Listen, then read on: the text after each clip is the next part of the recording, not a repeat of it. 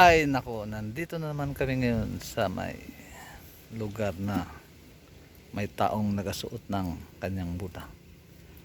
Panglaban daw ito sa takbuhan kasi baka magkahabulan na naman. Itong isa nagari din ng kanyang pagkain para hindi mahirapan magtakbo. Ops, tinakpan, madamot. Hingi ka din kay kuya. Hoy buddy, ano yan? Ano yan? Instrumento?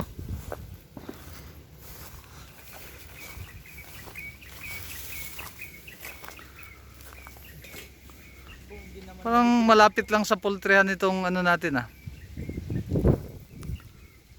Ating area. Ay, dito lang nga pala kami sa may poultryhan. Sikapin ko muna dito yung sinasain ko kung luto na.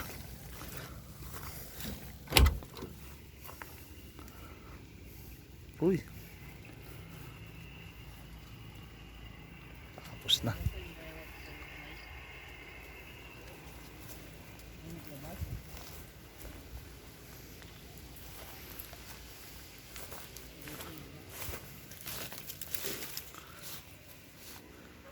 Sige, on mo na kagad.